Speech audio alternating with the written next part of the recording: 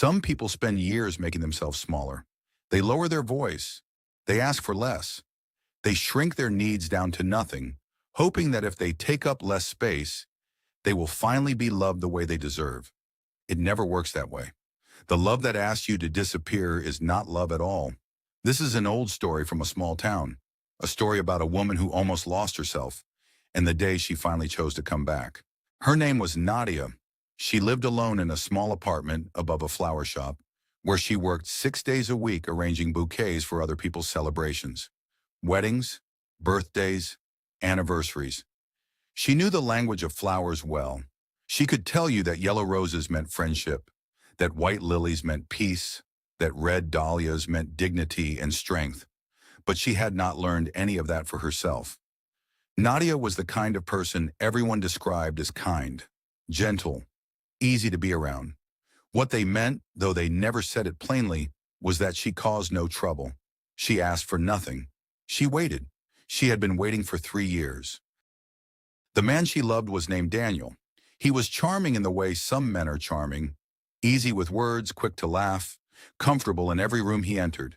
He had a way of making Nadia feel, in his best moments, like the only person in the world. His worst moments came just as easily. When Nadia suggested they spend a Sunday together, Daniel said he was busy. When she asked where things were going between them, he said she was being too serious. When she was sick and needed company, he sent a message. 2 words, feel better. She told herself he was complicated, that he needed time, that love sometimes looked like patience. Her older sister Clara saw things differently. Clara was not a woman who softened the truth. She had watched Nadia rearrange her whole life to fit around a man who barely shifted an inch. One evening she said quietly, "You have made yourself a doormat, Nadia, and he wipes his feet on you every time he comes in." Nadia did not speak for a long moment. Then she said, "He doesn't mean to." Clara only looked at her. There were good days, that was the difficult part. Daniel brought her coffee the way she liked it, without being asked. He remembered the name of the book she was reading and asked how it ended. Once, after a long shift at the shop, he left a single dahlia on her doorstep with no note at all. On those days, Nadia was certain. She was certain the other days were exceptions. She was certain that the man who left the dahlia was the real one, and the man who disappeared for 2 weeks without explanation was only temporary. She gave more. She asked for less. She told herself this was what love required. She stopped visiting friends on the evenings Daniel might call. She stopped applying for a job at the bigger florist across town, because Daniel had once said he preferred her to be close by. She stopped saying what she actually needed, because the one time she had, he had gone quiet for 4 days. Silence had become his answer, and she had learned to be afraid of it. The signs were there as they always are. When Daniel was happy, Nadia felt like sunlight. When he was distant, she searched herself for what she had done wrong. Her mood had stopped belonging to her. It belonged to him instead. She began apologizing for things she had not done. She began explaining herself before anyone asked for an explanation. She began watching her own words as though they were fragile things that might, if handled carelessly, drive him away. She was becoming careful, not kind, not loving, careful. Clara noticed. Even the old woman in the flower shop below noticed. She said one morning, while Nadia wrapped stems in brown paper, "You look tired in your eyes, child. Not your body, your eyes." Nadia smiled and said nothing. The moment of clarity came on a Wednesday evening in October. Nadia had made dinner. She had set the table. Daniel had said he would come at 7. By 8, she had texted once. No reply. By 9, she had moved the food to the refrigerator. By 10, she sat in the chair by the window and watched the street below. He did not come.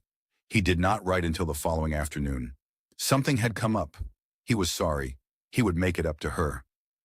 Nadia read the message 3 times, and in the reading of it, something shifted. Not dramatically, not with tears or raised voices. It shifted the way a key turns in a lock, quietly and all at once. She thought of the dahlia on her doorstep. She thought of the 4 days of silence. She thought of the job she had not applied for, the friends she had not seen, the words she had swallowed down for 3 years to keep the peace in a house that was never peaceful. She thought of the woman in the flower shop below and her tired eyes. She knew what tired in the eyes meant now. It meant she had been pouring herself out for so long that the vessel was nearly empty. She did not write back that afternoon. She wrote back 3 days later. Not with anger, not with blame. She had thought carefully about what she wanted to say, and she said it plainly. I have been waiting for you to choose me, but I have not been choosing myself. That ends now. Daniel replied with questions, with explanations, with the kind of warmth he always found when something was slipping away from him. He said she was overreacting. He said she knew how he felt. He said she was important to him. Nadia noticed something. Not one of his words was about her. Every word was about him, his feelings, his intentions, his version of things. She closed the conversation. That evening she called Clara. Then she called the florist across town and asked if the position was still open. Then she sat at her kitchen table with a cup of tea and did something she had not done in a very long time. She sat quietly and felt like herself. It did not feel triumphant. It did not feel like a movie ending. It felt plain and a little sad, and underneath all of that, unmistakably right. Nadia still worked with flowers. She still knew the language of them, but she learned something new that year. A dahlia means dignity and strength, and dignity cannot be kept if you give it away in pieces, slowly, to someone who never asked for it and never guarded it. Many people make Nadia's mistake. They believe that loving someone well means leaving no room for themselves. They believe that need is a burden, and that asking is a risk, and that if they simply give enough, the love they want will eventually arrive. It does not arrive that way. Love that requires you to disappear is not a home. It is a performance, and no one can perform forever. So ask yourself this: when you are with this person, do you feel more like yourself or less?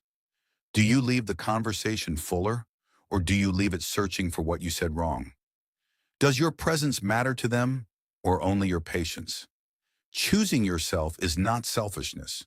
It is the first honest thing you can do in any relationship, because you cannot give from an empty place, and you cannot be loved truly if no one is allowed to see who you actually are. Do not make yourself smaller to fit inside someone else's life. The right love will not ask you to, and until it arrives, choose yourself first, every single time.